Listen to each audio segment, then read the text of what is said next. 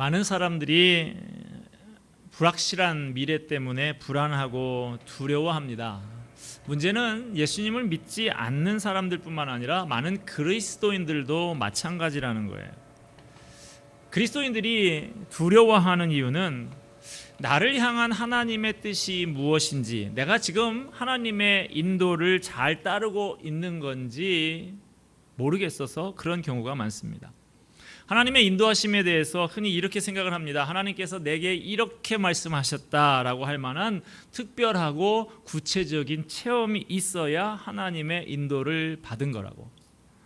많은 분들이 내가 닥친 문제에 대해서 하나님께서 특별한 표적을, 기적적인 상황을 보여주시기를 바랍니다. 성경을 봐도 그런 경우가 있고 오늘도 그렇죠. 그런 체험을 했다고 하는 분들이 우리 주변에 있으니까요. 소심한 사람일수록 직업이나 결혼과 같은 중요한 문제를 앞에 두고 내가 하나님의 뜻에 어긋나는 결정을 내릴지도 모른다라는 생각에 혼란스러워합니다.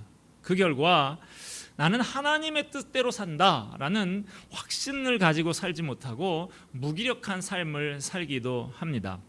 오늘 본문에 바로 이런 사람이 나옵니다. 바로 기드온이에요. 당시 이스라엘에 미디안 군대가 침략을 해왔습니다. 기드온은 군사를 모집해서 나가서 싸우라는 하나님의 명령을 듣고 각 지파의 사자를 보내서 미디안과의 전투에 참여하라고 호소했습니다. 그 호소를 듣고 많은 사람들이 몰려왔어요. 32,000명이나 되는 사람들이. 그러나 기드온은 아직도 이 전쟁에서 이길 확신이 없었습니다. 고민 끝에 기드온은 이미 주신 하나님의 약속의 말씀이 있지만 다시 한번 표적을 통해서 확인을 해달라고 하나님 앞에 요구를 합니다. 그 요구는 이렇습니다. 양털 한 뭉치를 제가 준비를 할 테니까요. 하나님, 내일 아침에 일어나면 내가 준비한 이 양털 뭉치에만 이슬이 흠뻑 내려서 젖고 주변의 땅은 다 뽀송뽀송하게 해주세요. 이슬이 어디 한국에만 내립니까? 다 내리는 것인데 그렇게 해달라고. 이건 특이한 일이니까 그러면 하나님이 이 싸움에서 나를 이기시게 해줄 걸로 그렇게 믿겠습니다. 하나님이 그대로 해주셨다 그랬어요. 38절에 그대로 된지라. 그 다음 하나 더. 하나님 죄송한데요, 한 번만 더 하겠습니다 하면서 다음 날 이 양털은 바싹 말라 있고요, 땅은 이슬에 흠뻑 젖을 수 있도록 그렇게 해달라고 또 요청을 합니다. 그런데 이것도 역시 그대로 되었다 하는 내용이 오늘 내용입니다. 하나님께서는 이렇게 확신이 부족한 기드온의 요구에 대해서 노하지 않으시고 묵묵히 참으시면서 여러 번 증거를 보여주셨습니다. 여러분, 우리가 이 구절, 이 부분을 어떻게 해석하고 받아들여야 될까요? 우리도 앞으로 무슨 일이 있을 때마다 하나님의 뜻을 알기 위해서 집집마다 다 양털 한 뭉치씩 갖고 있어야 될까요? 우리도 어떤 중요한 결정을 내려야 할 시점에 고민이 될 때 이 기드온과 비슷한 방법을 쓰고 싶은 마음이 생깁니다. 예를 들면 새로운 일자리를 제안을 받고 어떻게 할까 고민이 될 때 하나님께 기도합니다. 하나님, 저한테 좀 사인을 보여주세요. 예를 들어서 그 회사에서 제가 지금 받는 연봉보다 2천만 원 더 준다고 하면 그걸 하나님의 징표로 알겠습니다. 이런 경우에 그 2천만 원이 기드온이 사용한 양털 뭉치가 되는 것입니다. 결국 이런 뜻입니다. 주님, 제가 원하는 대로 해주시면 하나님의 뜻이 무엇인지 알 수 있을 것 같아요. 여러분, 이 기드온이 하나님의 뜻이 무엇인지 몰랐습니까? 아니에요. 이미 알고 있었습니다. 이미 여호와의 사자가 나타나서 하나님의 말씀을 기드온에게 전해줬습니다. 오늘 우리가 읽은 본문보다 앞쪽에 있는 사사기 6장 전반부를 읽어보면 알 수 있어요. 한번 볼까요? 12절에 보면 큰 용사여 여호와께서 너와 함께 계시도다 그러지 않습니까? 14절에 보면 너는 가서 이스라엘을 미디안의 손에서 구원하라, 내가 너를 보낸다 그러셨어요. 16절에 보면 내가 반드시 너와 함께 하리니 내가 미디안 사람을 치기를 한 사람을 치듯 하리라라고 재차 3차 그렇게 약속을 하셨습니다. 17절 이하에 보면 그 표징도 보여주셨어요. 바위에서 불이 나와서 고기와 떡을 불사르는 기적까지 보여주셨습니다. 그리고 이어서 기드온이 나팔을 불고 사자들의 각 지파에 보내니까 그토록 무력하게 주저앉아 있었던 백성들이 32,000명이나 나와서 싸우겠다고 나서서 지금 기드온의 발치에 와 있는 것입니다. 여러분, 이 정도면 충분하지 않습니까? 더 이상 무슨 증거가 필요해요? 기드온은 하나님이 뭘 원하시는지 이미 정확히 알고 있었던 거예요. 오늘 본문 36절과 37절에 기드온이 스스로 이렇게 말합니다. 주께서 이미 말씀하심 같이. 주님이 그렇게 말씀하신 거 내가 알고 있다는 거예요. 하나님의 뜻은 처음부터 명확했습니다. 양털은 하나님의 뜻이 뭔지 알 수 없어서 필요했던 게 아니에요. 기드온은 믿음이 약한 사람이었습니다. 하나님이 무엇을 원하시는지 이미 알고 있는데도 재차 3차 확인을 요구하고 있는 거예요. 그러므로 기드온이 사용했던 이 양털의 방법, 이것은 우리 그리스도인들이 하나님의 뜻을 알기 위해서 사용하는 모범적인 사례라고 절대 할 수 없는 것입니다. 마태복음 12장 38, 39절 말씀에 보면 표적을 구하는 바리새인들에게 예수님께서 이렇게 말씀을 하십니다. 악하고 음란한 세대가 표적을 구한다. 자꾸 눈에 보이는 뭘 원하는 거, 너희들이 악하고 음란하다는 것을 보여주고 있는 증거다.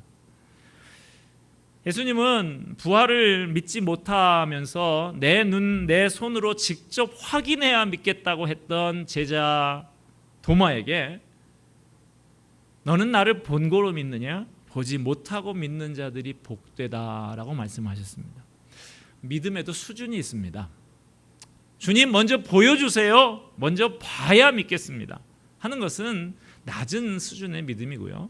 주님, 제 눈에 보이는 것이 없고 제 손에 잡히는 것이 없어도 주님의 말씀이니 믿고 순종하겠습니다 하는 수준 높은 믿음이 있습니다.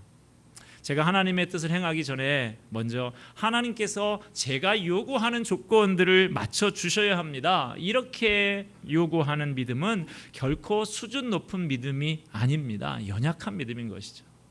고린도후서 5장 7절은 이렇게 말씀합니다. 우리가 믿음으로 행하고 보는 것으로 행하지 아니한다. 우리는 믿음으로 사는 것이지 표적을 통해서 하나님의 뜻을 확인하며 사는 것이 아니라는 거예요. 하나님의 뜻을 내가 정해놓은 징표를 통해서 확인하고자 하는 것은 몇 가지 문제가 있습니다. 일단 그 징표라고 하는 것이 애매모호한 경우가 많아요. 주님, 제게 내일 100만 원이 생기게 해주시면 그 물건 사라는 뜻으로 알겠습니다. 그랬어요. 그런데 다음 날 99만 9,900원이 생겼어요. 무슨 마트의 물건처럼. 그러면 여러분 어떻게 해야 됩니까? 정확히 100만 원이어야 합니까? 아니면 거의 비슷하니까 됐습니까? 애매한 것이죠.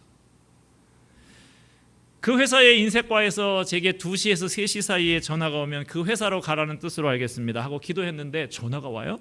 그런데 1시 55분에 왔어요. 그러면 어떻게 해야 됩니까? 거의 2시입니까?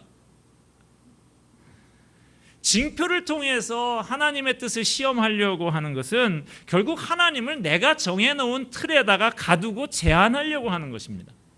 그리고 이렇게 임의로 정한 징표를 구하는 것은 결국 모든 책임을 다 하나님 앞에 돌리고 나는 책임 있는 의사결정을 하지 않겠다는 뜻인 것이죠.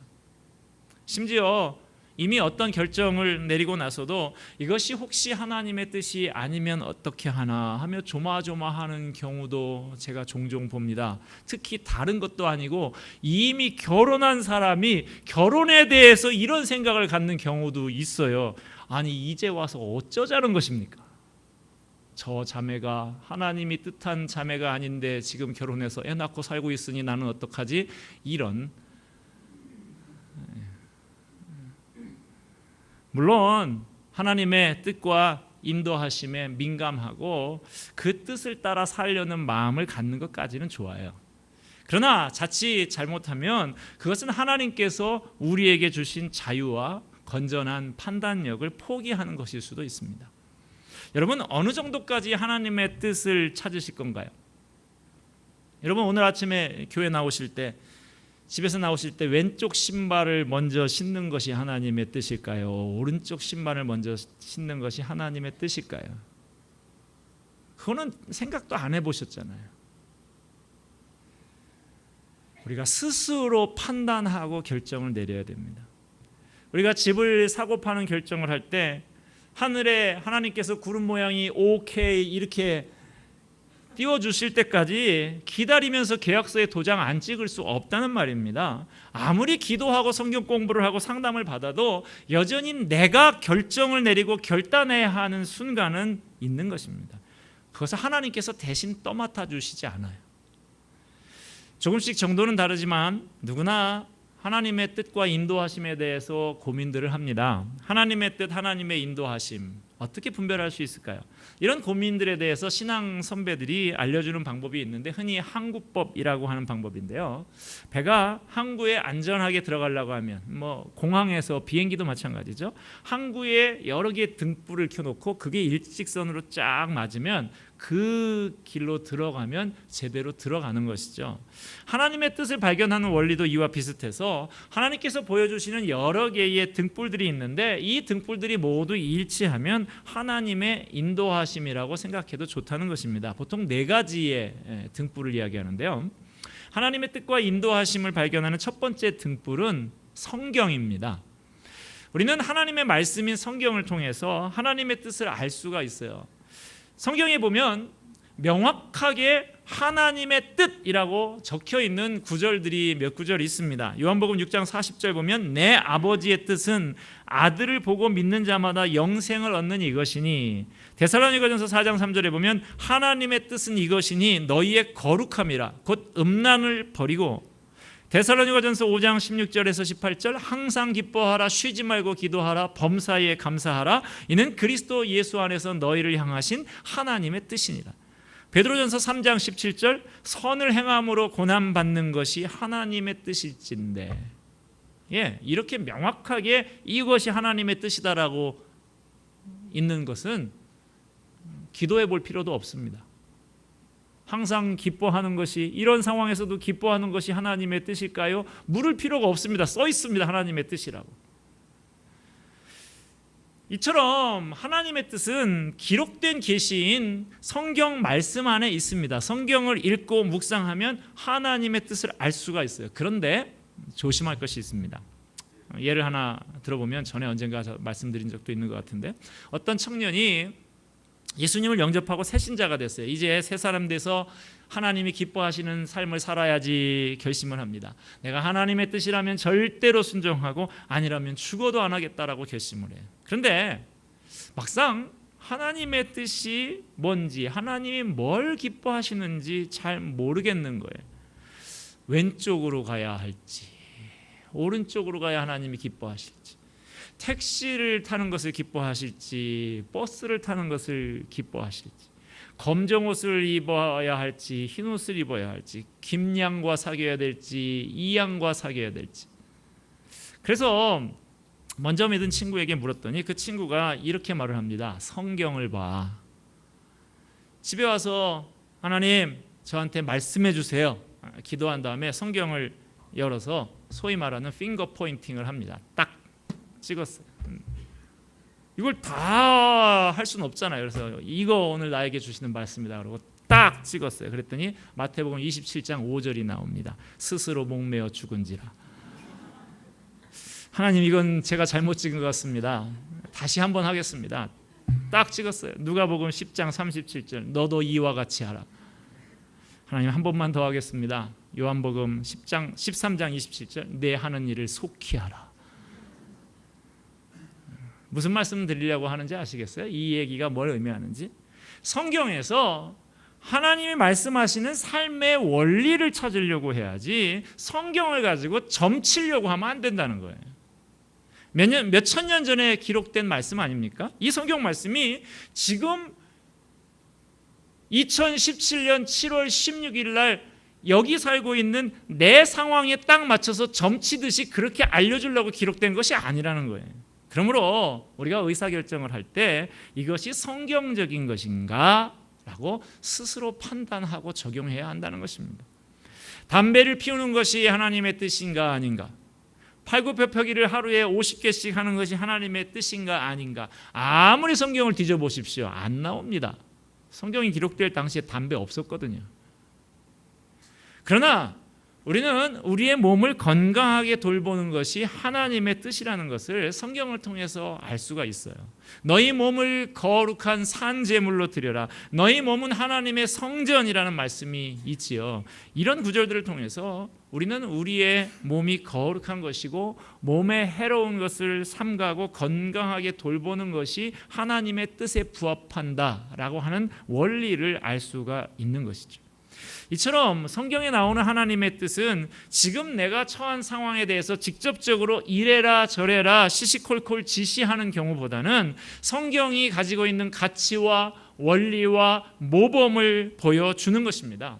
내가 어떤 상황에 처할 때 이 가치와 원리와 모범에 따라서 내 상황에 적용하면 되는 거예요. 그러니까 우리가 어떤 일을 결정하려고 하면 성경에 그대로 쓰인 구절을 찾으려고 하기보다는 이 행동이 성경의 가치와 원리와 모범에 맞는가 검토를 해봐야 한다는 것이죠. 하나님은 직접적인 음성을 통해서 우리를 인도하시는 방법을 잘 사용하시지 않습니다. 하나님이 우리를 인도하시는 가장 보편적인 방법은 이미 계시되고 기록된 하나님의 말씀을 적절하게 적용하는 거예요. 우리에게 이미 주어진 성경적인 가치와 원리와 모범을 따라서 건전한 판단력을 가지고 현명한 결정을 내리려고 하지 않고 자꾸만 표적을 구하는 것, 신비한 현상만을 구하는 것, 이거 잘못된 태도인 것입니다. 의사결정을 할 때 하나님께서 우리에게 허락하신 건전한 판단력을 사용하셔서 삶에 적용하시는 여러분이 되시기를 바랍니다. 하나님의 뜻과 인도하심을 분별하는 두 번째 등불은 상황적인 인도입니다. 흔히 열린 문이라고들 합니다. 우리의 목자 되신 하나님께서 환경을 열어주시거나 또는 닫아주시고 바꾸시고 하는 방법을 통해서 우리를 인도해 주십니다. 마태복음 10장에 보면 예수님께서 제자들을 선교하러 전도하러 파송하시면서 예수님이 하나님의 뜻을 판단하는 기준을 가르쳐 줍니다. 만약 그들이 너희 말을 듣거든 그곳에 머물고 그렇지 않으면 다른 곳으로 가라. 하나님께서 열린 문을, 복음에 대한 열린 문을 주시는가 인도하시는가 하는 것을 상황적인 인도하심을 통해서 하나님이 무엇을 원하시는지 판단하라는 말씀이에요. 여러분, 하나님께서 뻔히 길을 열어주시는 것이 보이는데도 하나님 진짜 이 길로 가야 됩니까? 하며 계속 주저하고 있는 것, 이것도 문제가 아닙니까? 물론 우리의 판단력이라고 하는 것이 항상 정확한 것은 아니에요. 어떤 상황이 있어도 그것을 판단하기 쉽지 않은 경우도 있습니다. 이것이 열린 문인가 닫힌 문인가 이게 잘 판단이 서지 않을 수도 있고요. 열린 문이 하나가 아니라 여러 개로 보일 때도 있다는 말이죠. 이것이 성경적인지 아닌지 잘 모르겠고 이것이 열린 문인가 하는 상황에 대한 판단도 잘 서지 않으면 어떻게 해야 될까요? 이럴 때 하나님의 뜻과 인도하심을 분별하는 세 번째 등불이 있는데요. 물어보는 것입니다. 우리 주변에는 하나님께서 우리에게 선물로 허락해 주신 영적인 지도자들과 지혜로운 선배들이 있습니다. 그분들에게 물어보는 것이 하나님의 뜻과 인도하심을 판단하고 결정하는 데 도움이 될 수 있습니다. 그분들이 내가 잘 몰랐던 성경의 원리를 알려줄 수도 있고 내가 처한 상황에 대해서 다른 각도로 바라보면서 조언해 줄 수도 있습니다. 마지막으로 하나님의 뜻과 인도하심을 분별하는 네 번째 등불은 성령님께서 주시는 내적인 평안입니다. 조용히 내 마음속에 깨닫게 해주시는 성령님의 음성에 귀를 기울이는 거예요. 그래서 우리가 기도할 때 계속 주시옵소서 이것만 할 것이 아니라 하나님께서 내게 말씀하시는 시간, 내가 하나님의 음성에 귀를 기울이는 그 시간을 충분히 드려야 됩니다. 우리의 마음을 주장하시는 성령님께서 기도 중에 평안한 마음을 주시는지 분별할 필요가 있습니다. 물론 이것이 하나님이 주시는 생각인지 내 욕심인지 사탄의 꼬임인지 주의 깊게 살펴야 되겠죠. 자, 지금까지 하나님의 뜻과 인도하심을 분별하는 몇 가지 원리들, 4가지 등불을 말씀드렸는데, 첫째, 말씀, 성경이었고요. 둘째, 상황적인 인도, 열린 문. 셋째, 물어보는 것. 그리고 넷째, 내적인 평안. 이런 것들을 꼼꼼히 따져보고 이 4가지가 모두 같은 방향을 가리키고 있다고 판단이 된다면 하나님의 인도하심이라고 생각할 수 있지 않겠냐라는 것입니다. 그런데 여러분, 혹시 이런 여러 가지들을 다 고려해봐도 잘 모를 수 있어요. 그래도 너무 불안해하지 마시기를 바랍니다. 모르는 이유는 굳이 알 필요가 없기 때문일 수 있어요. 우리 자녀들이 뭘 어렸을 때 보면 조금 이제 말 좀 배우고 하면 왜 이러면서 뭐 자꾸 물어봐요. 그걸 알려줄 수 있는 게 있고 알려주기 좀 어려운 게 있어요. 그걸 알아봐야 소용없는 것들이 있어요. 엄마, 애는 어떻게 낳는 거예요? 나중에 크면 알아. 몰라서가 아니라 지금 거기까지 몰라도 돼. 2살짜리가 그걸 알아서 뭐하게.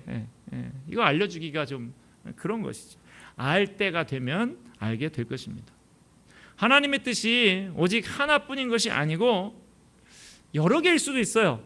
이걸 하든 다 괜찮다, 이럴 수도 있는 것입니다. 혹시 내가 그릇된 결정을 내린 것 같아도 그걸로 끝이냐? 그렇지 않으니까 너무 걱정하지 마시기 바랍니다. 하나님은 우리의 선한 목자가 되시는 하나님이시니까요. 다시 말씀드리지만 기드온이 사용한 이 양털 뭉치의 방법은 결코 우리가 따라야 할 모범 사례가 아닙니다. 기드온의 믿음이 연약해서 벌어진 일입니다. 이미 주어진 하나님의 말씀에 대해서 즉각적인 순종을 하지 못하는 연약한 믿음의 사례일 뿐이에요. 우리가 이 사건을 통해서 발견하는 교훈은 한 번 선포된 하나님의 뜻은 다른 방법을 가지고 검증을 해도 변치 않는다는 것입니다. 하나님의 뜻은 변치 않아요. 그러니까 어떻게 해야 됩니까? 내가 변해야 하는 거예요. 기드온의 양털 뭉치 사건을 통해서 우리는 교훈을 얻습니다. 기드온처럼 하지 말아라. 기록된 하나님의 말씀, 네가 이미 알고 있는 하나님의 말씀에 즉각 순종해라 하는 것입니다. 중요한 것은 하나님의 새로운 뜻을 알기 위해서 시간을 다 낭비할 게 아니라 이미 보여주신 하나님의 뜻에 철저히 순종하는 것입니다. 주님께서는 우리들이 징표가 있든 없든 이미 알려주신 하나님의 뜻에 하나하나 한 걸음 한 걸음 순종하며 살기를 원하십니다. 우리가 하나님의 뜻을 더 잘 아는 비결은 하나님을 더 많이 아는 거예요. 우리가 하나님을 더 가까이 하고 그분을 더 잘 알아갈수록 그분의 뜻을 더 잘 알게 됩니다. 우리는 자꾸만 하나님의 뜻을 쉽게 풀어낼 수 있는 공식을 원해요. 공식을 달달 외워서 빨리 정답을 풀려고 합니다. 하나님의 뜻을 쫙 꿰뚫어 보면서 혼자 힘으로 힘차게 살아가려고 합니다. 그렇지만 하나님은 우리에게 관계를 원하고 계십니다. 나와 같이 동행하시면서 한 걸음 한 걸음 인도하시기를 원하시는 거예요. 여러분, 이 관계가 얼마나 중요합니까? 우리가 자녀를 키우다 보면요, 어린 자녀들이 우리 부목사님 자녀들도 보면 어린 자녀들이 이제 막 옹알옹알하고 말을 뭐라고 하는데 저는 하나도 못 알아듣겠더라고요. 근데 그 아빠들은 다 알아들어요. 얘가 지금 배가 고프다고 그러는 거예요. 얘가 졸리다고 그러는 거예요. 거짓말하지 마라. 제가 그런데도 보면 맞아요. 그게 왜 그렇습니까?